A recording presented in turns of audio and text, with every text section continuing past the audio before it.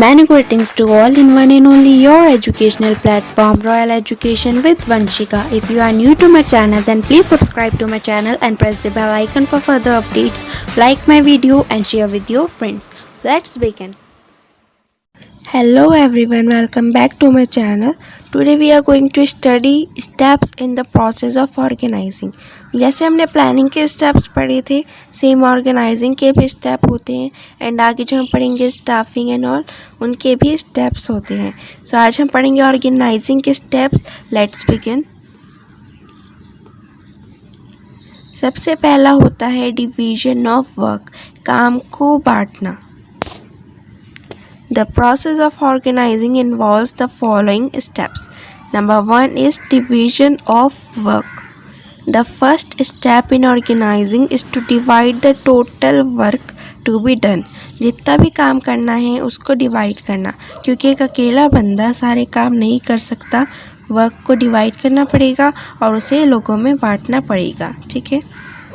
Dividing the work into jobs is necessary because the entire work cannot be done by one individual. Each job consists of certain related tasks which can be performed by an individual. Divisions of work facilitate specialization of efforts and skill. जब हम divide करते हैं work को, ये facilitate करता है specialisation of efforts and skills. अब एक बार हमने वर्क को डिवाइड कर दिया. नंबर 2 इज़ ग्रुपिंग जॉब्स और एक्टिविटीज़. बस jobs and activities are defined. एक बार पता लग गया जॉब्स एंड एक्टिविटीज़ क्या है. The next step is to classify और group them into manageable units and place each group of activity under the charge of a manager. Similar और related activities are combined and group into larger units called department. जो एक जैसी activities होती हैं उनको combine कर दिया जाता एंड उनको ग्रुप में बना दिया जाता है एंड उसको बोलते हैं डिपार्टमेंट्स और डिविजन्स या फिर sections. The process of grouping activity is called departmentation. Now number 3 is assigning duties. उनको फिर ड्यूटीज़ असाइन करना. Each group of activity is assigned to an individual best suited to perform it. जिसकी जो skill है, जो जना अच्छे से उस काम को कर सकता है, उसको सॉर्ट करके वो वाली ड्यूटी उसको असाइन करना जो जिसके लिए कैपेबल है, जिसकी स्किल है उस काम में. Okay. Each group of activity is assigned to an individual best suited to perform it. When assigning duties, the qualifications, experience and aptitude of people should be given due consideration. जब duty assign करते हैं तो उस समय उनकी qualification देखी जाती है, उनका एक्सपीरियंस कितना है वो देखा जाता है, एप्टीट्यूड देखा जाता है पीपल्स का. For example activities of manufacturing department. जो मैन्युफैक्चरिंग डिपार्टमेंट की एक्टिविटीज़ होती हैं should be assigned to technically qualified persons. जो टेक्निकली क्वालिफाइड पर्सन है उसको असाइन करनी चाहिए. एग्जांपल के लिए engineers. Whereas the activities of finance department की activities should be assigned to person having qualifications and experience in finance. जिस person को एक्सपीरियंस है एंड क्वालिफिकेशन है फाइनेंस में उसको असाइन करनी चाहिए. Example chartered accountant, CA. There should be proper match between job requirement and capability of employee. Proper match होना चाहिए जॉब रिक्वायरमेंट्स में एंड कैपेबिलिटी में एम्प्लॉयज़ की. Clear. Now number 4 delegation of authority. Duty assign कर दी, work को भी divide कर दिया. अब उनको अथॉरिटी भी देनी पड़ेगी. अगर अथॉरिटी नहीं देंगे तो कुछ होगा ही नहीं. अथॉरिटी मीन्स अधिकार, किसी को पावर देना किसी काम को करने की, उसको अधिकार देना. अगर उसके पास अधिकार ही नहीं होगा तो वो उस काम को करेगा कैसे. वो तो यही सोचता रहेगा मैं करूँ या ना करूँ. तो उसके बाद होता है स्टेप नंबर 4 अथॉरिटी डेलीगेट करना. Delegation of authority.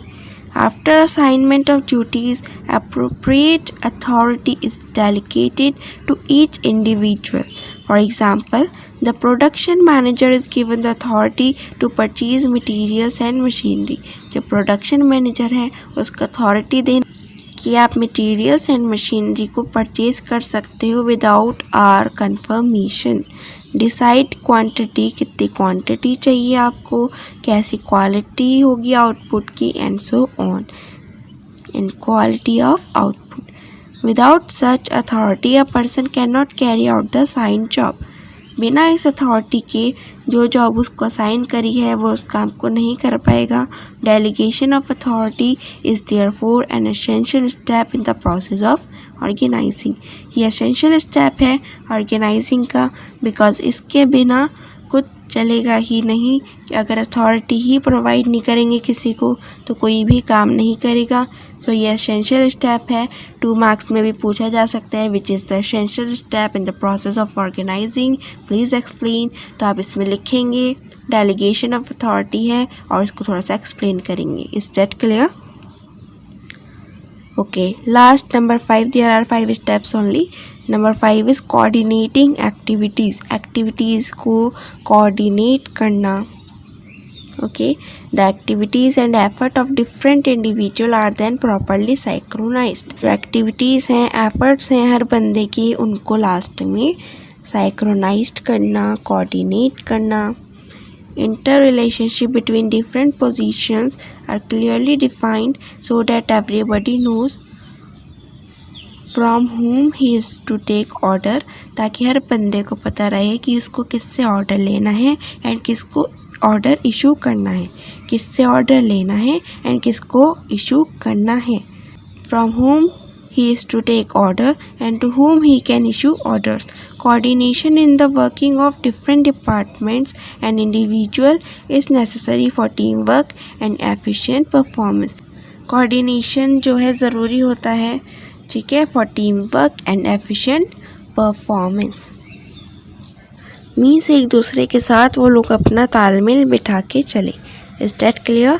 There are 5 steps in the process of organizing. Let's revise it. Number 1 is division of work. Number 2, grouping jobs or activities. Number 3, assigning duties. Number 4, delegation of authority. Last, number 5, coordinating activities.